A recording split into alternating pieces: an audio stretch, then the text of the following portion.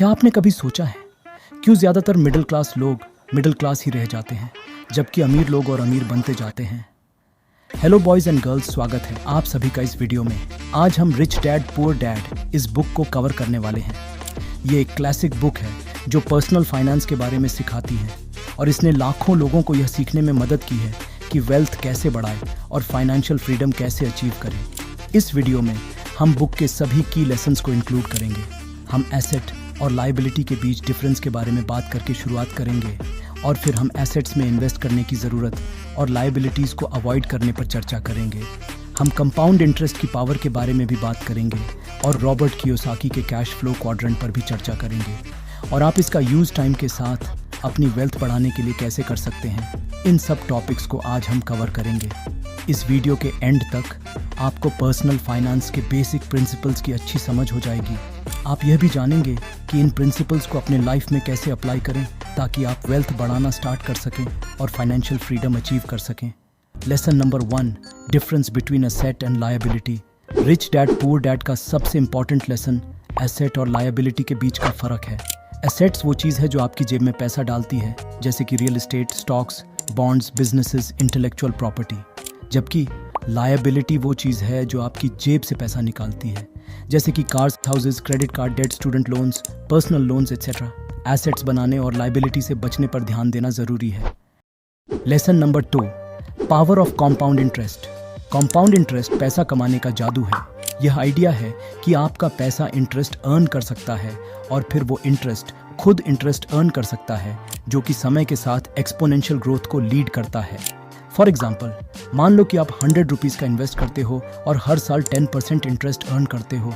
एक साल बाद आपके पास 110 रुपीज़ होंगे।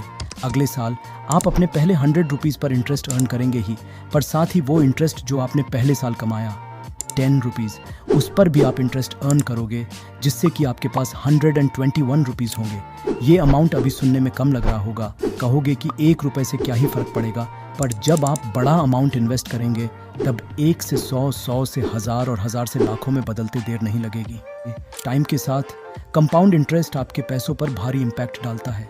अगर आप हर महीने 100 रुपये इन्वेस्ट करते हैं और हर साल 10% इंटरेस्ट अर्न करते हैं तो 30 साल बाद आपके पास 1 लाख से अधिक होगा, और वो भी बिना कुछ किए। यही है कंपाउंड इंटरेस्ट का magic. Lesson number 3, investing in yourself. सबसे बेस्ट इन्वेस्टमेंट जो आप कर सकते हैं वो अपने आप में है। इसका मतलब है अपनी एजुकेशन, अपने स्किल और अपने नॉलेज में इन्वेस्ट करना।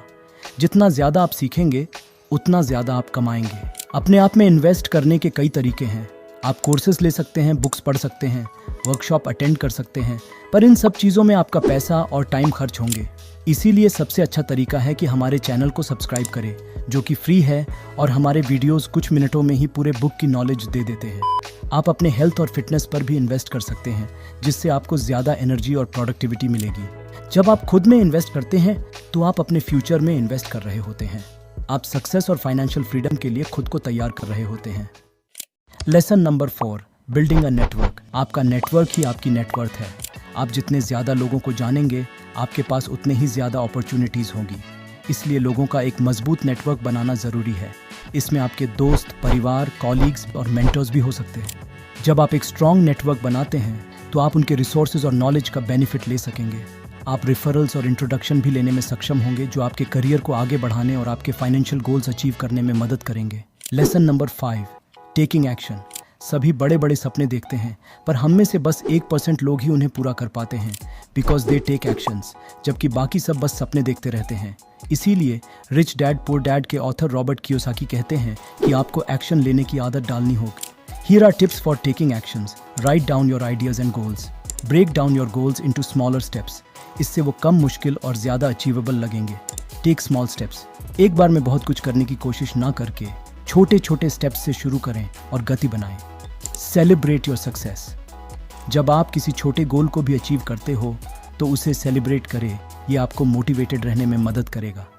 Take care of yourself. Make sure कि आप इनफ नींद लें, हेल्थी फूड खाएं और रोज़ एक्सरसाइज करें। जब आप अपने आप का ध्यान रखेंगे तो आपके पास एक्शन लेने के लिए ज़्यादा एनर्जी और फोकस होगा। Don't give up. आपकी जर्नी में बहुत से उतार चढ़ाव आएंगे, उन्हें खुद पर कभी हावी मत होने देना। Lesson number 6, Robert Kiyosaki's cash flow quadrant. ये एक फाइनेंशियल फ्रेमवर्क है जो कि लोगों की इनकम के बेसिस पर उन्हें 4 ग्रुप्स में डिवाइड करता है। पहला ग्रुप है ई एम्प्लॉयज़, वे लोग जो सैलरी के लिए काम करते हैं। दूसरा ग्रुप है एस सेल्फ एम्प्लॉयड, वे लोग जो अपना खुद का बिजनेस चलाते हैं और खुद के लिए काम करते हैं।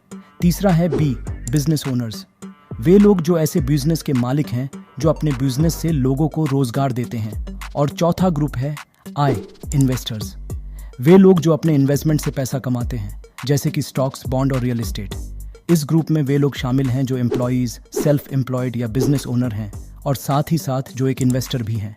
कियोसाकी कहते हैं कि ई और एस ग्रुप के लोग रैट रेस में फंस जाते हैं, जिसका मतलब है कि वो एक लूप में होते हैं, अपने पैसों के लिए बहुत मेहनत करते हैं लेकिन कभी भी आगे नहीं बढ़ पाते हैं। कियोसाकी मानते हैं कि फाइनेंशियल फ्रीडम अचीव करने का एकमात्र तरीका बी और आई ग्रुप में जाना है, जहां आप असेट्स बिल्ड कर सकते हैं जो कि पैसिव इनकम जनरेट करेंगे। लेकिन मुझे नहीं लगता कि आपको पूरी तरह से बी या आई ग्रुप में जाने की ज़रूरत है। अगर आप ई या एस ग्रुप में हैं तो भी आप अपनी इनकम का एक छोटा हिस्सा स्टॉक्स, बॉन्ड या रियल एस्टेट में इन्वेस्ट कर सकते हैं, जिससे आप एक इन्वेस्टर बन जाएंगे जो आई ग्रुप है। इसलिए अगर आप एम्प्लॉई हैं तो आपको अपनी नौकरी छोड़ने की कोई ज़रूरत नहीं है, बस अपनी इनकम का छोटा सा हिस्सा इन्वेस्ट करना शुरू कर दो।